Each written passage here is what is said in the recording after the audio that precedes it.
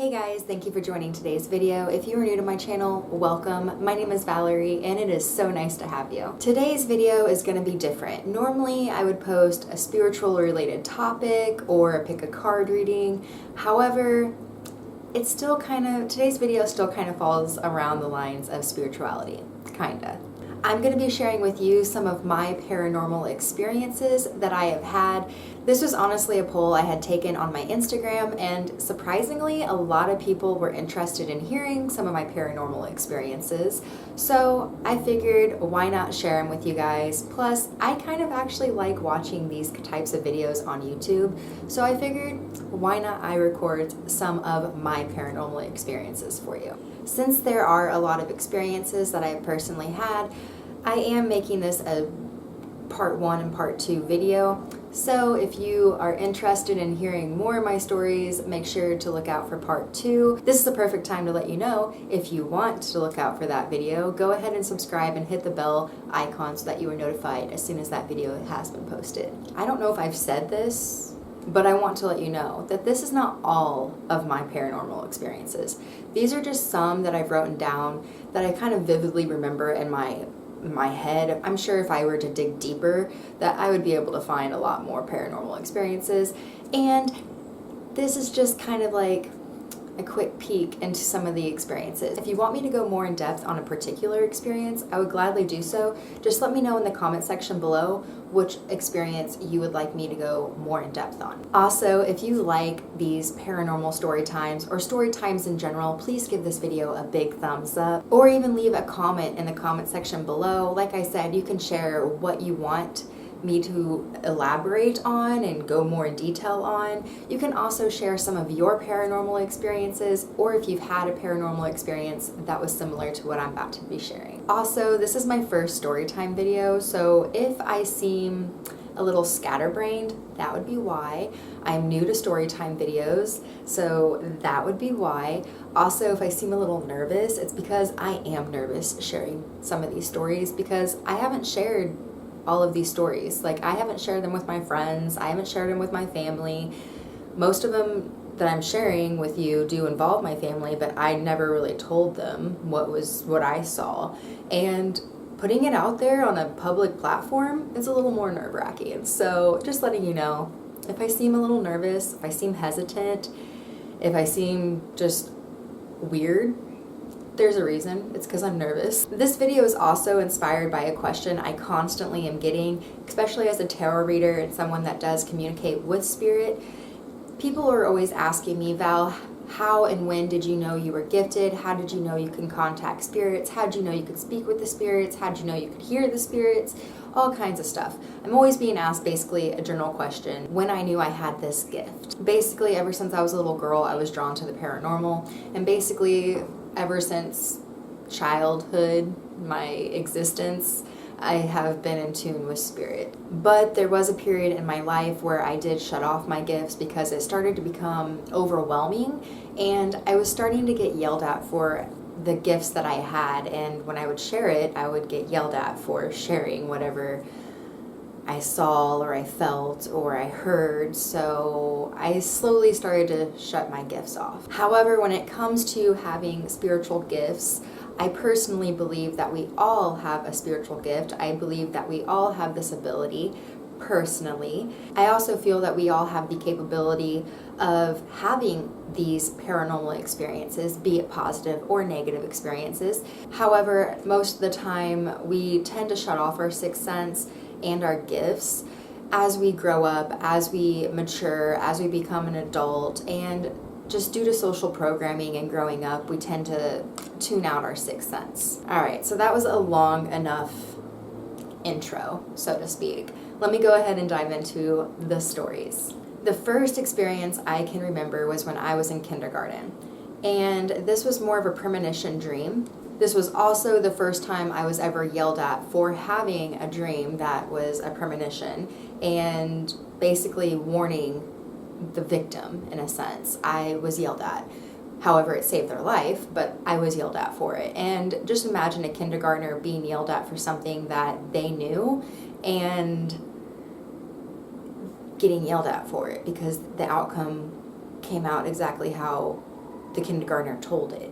So I was kind of shooken by the fact I was being yelled at for it. Like, I already knew what was going to happen other than being yelled at, and that kind of threw me off guard. So basically what happened was, in this dream, I was a kindergartner, so I didn't really know what was happening, but in this dream, I saw my mom getting into a wreck. I just thought of it as the car was hurting her and the car was going to kill her. And I saw my mom basically be killed by this car. And I refused that morning to go to school. Like, I was like, I'm not going to kindergarten. I'm not doing it. I'm not going there. Mom, the car is going to hurt you. The car is going to hurt you. The car is going to kill you. I just kept screaming it at her. And she had to force me to get my clothes on. Like, she had to force the clothes on me, force me out the door, force me into my kindergarten building. Like, she had to force me to go to kindergarten that day. And it was a hot mess. Like, I don't think I normally fought my parents when it came to going to school or going to kindergarten. However, I was not having it that day. It was like, Mom, this car is going to hurt you. Like, it's going to hurt you. I just remember I kept telling her that. This car is going to hurt you. So she drops me off at kindergarten, and after she drops me off, I would not take my coat off. I remember it was pouring rain, and I just would not take my coat off, and I sat by the door, like, to leave. And as I was sitting there, the teachers, the caregivers, kept asking me, like, honey, are you going to take your coat off? Are you okay? And I just kept telling them, it's fine. My aunt will be here soon. The car is going to hurt Mommy today. And eventually what happened was my aunt ended up coming into my little classroom. And my teachers, I remember them all kind of looking at me like, she knew. And they looked at her like, she already knew that you were coming. Like, how did she know?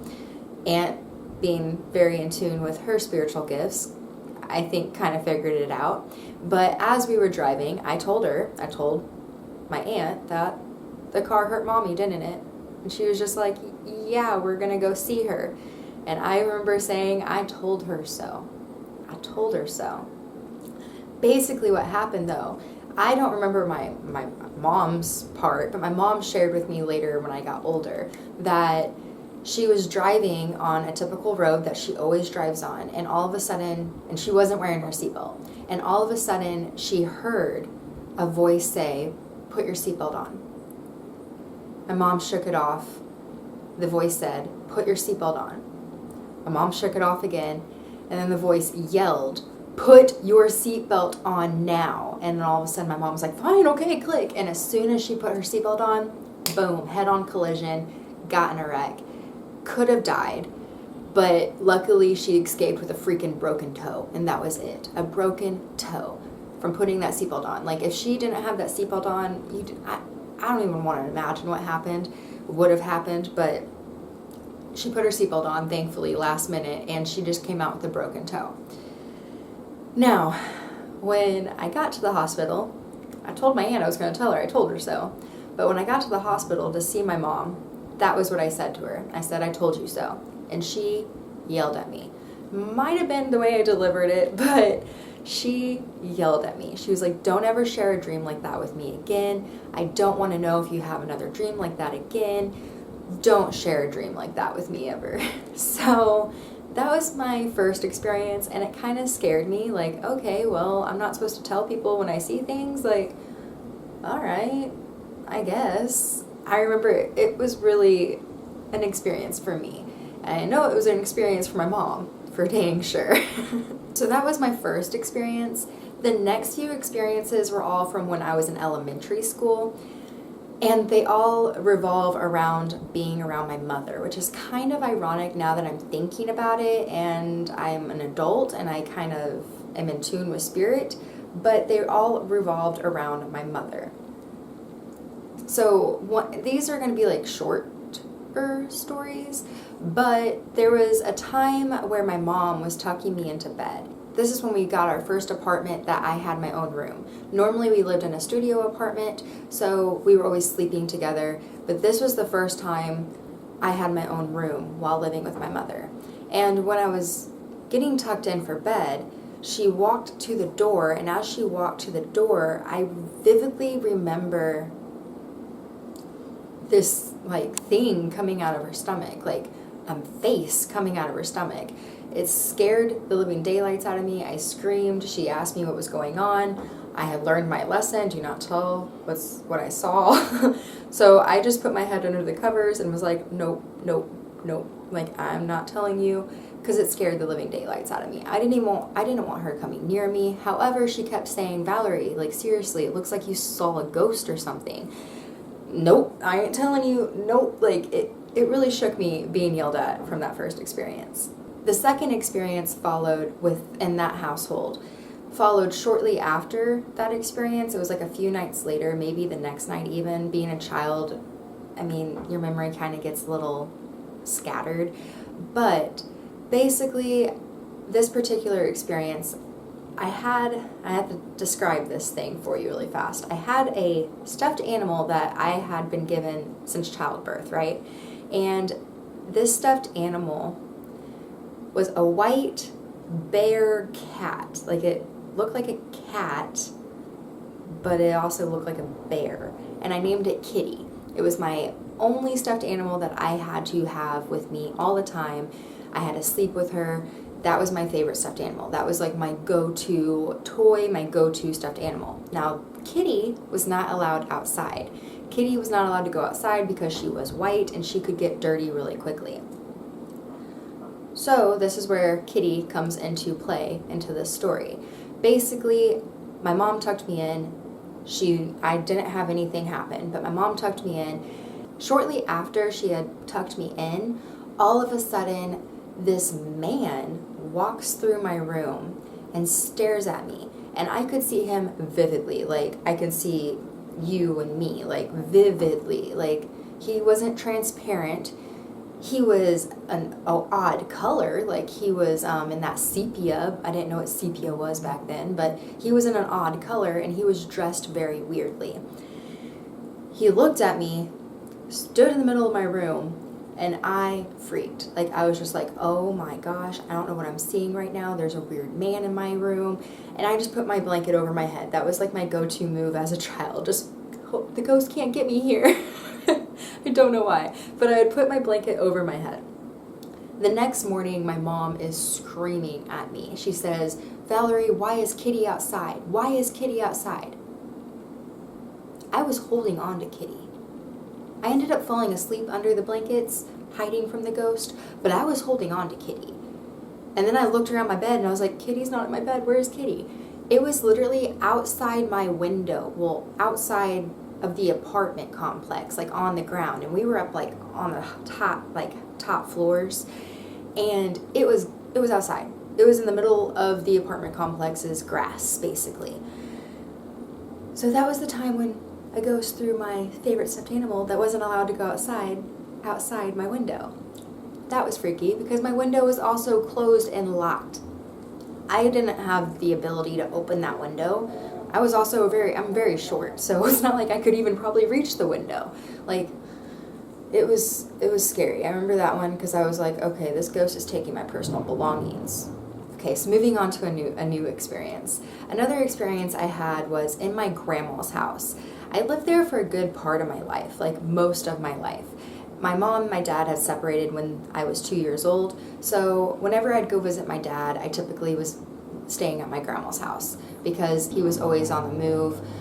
He had a job where he was constantly, like, telemarketing, basically. He was constantly driving, so I would stay with my grandma most of the time. Plus, after I got out of high school and as a young adult, I lived with my grandma for a good period of my life. My grandpa actually passed away. This is tangent, but my grandpa actually passed away the month I graduated high school, and I was drawn to going to live with my grandma right as soon as I graduated high school, and then like 2 weeks later my grandpa passed, and I kind of felt like I needed to be there with my grandma to help her go through this period of her life.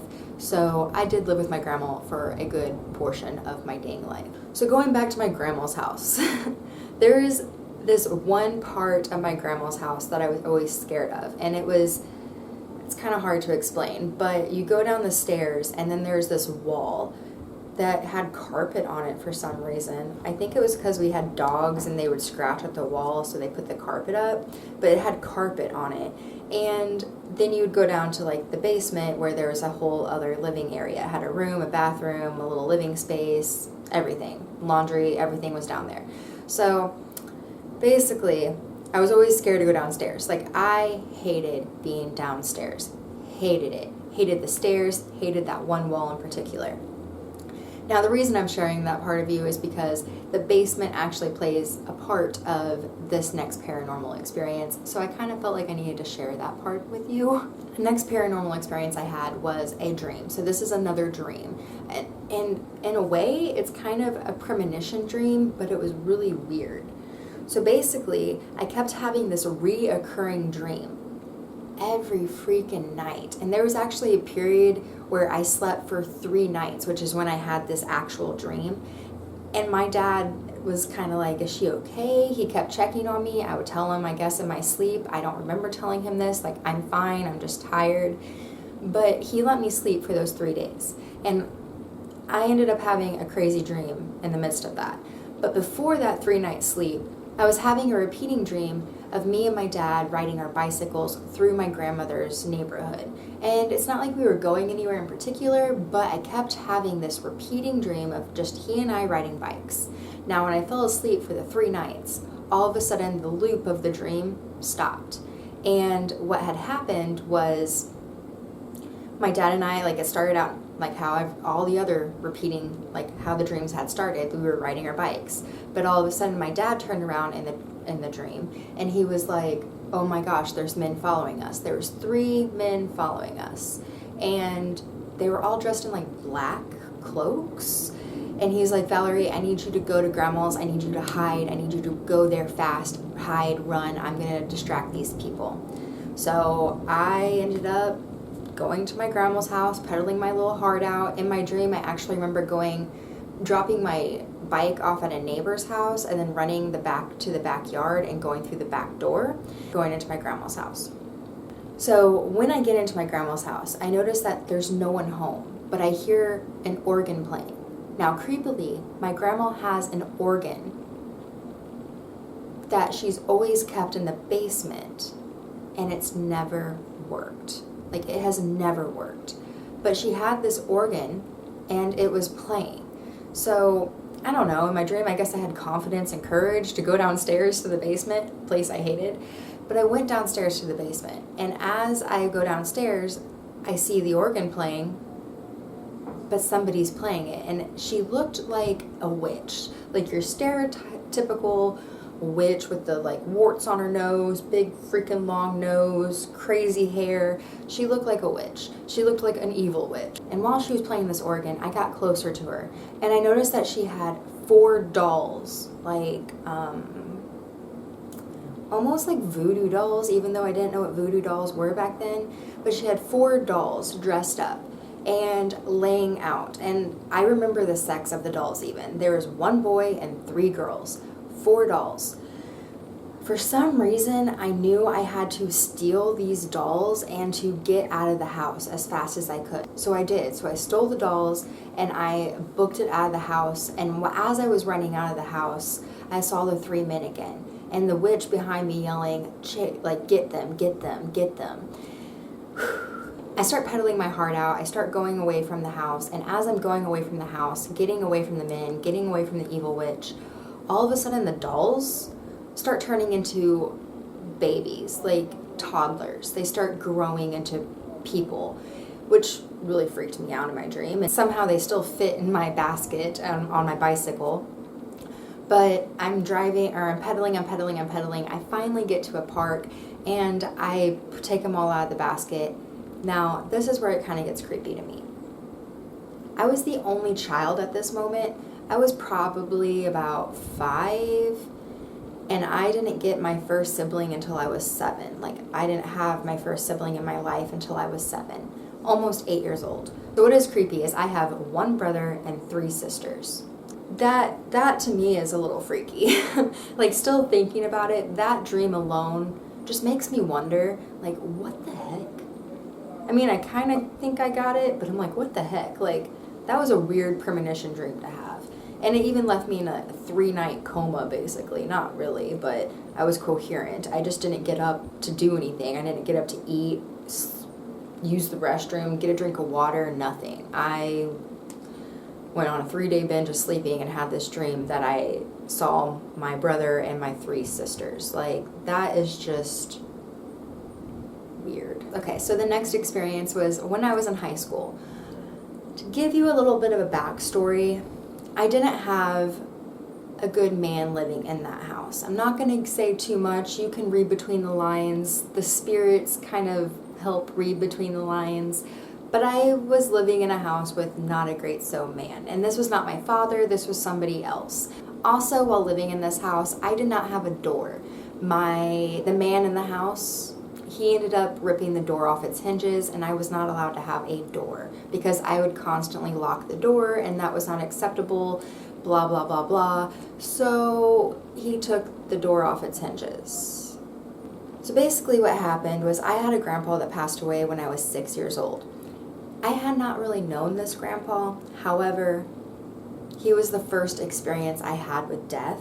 So I do remember that part, but I was only 6 years old. I didn't have that much time to get to know him. However, he does play a part in the story. So basically, I was sleeping in my room with no door, and as I was sleeping, all of a sudden I felt a hand grab my ankle very, very tight.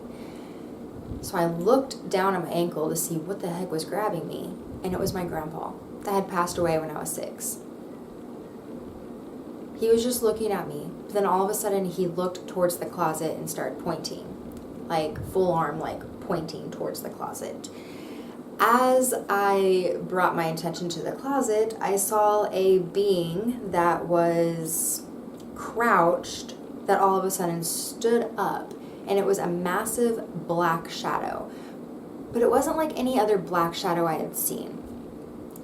This black shadow was 10 foot tall, maybe.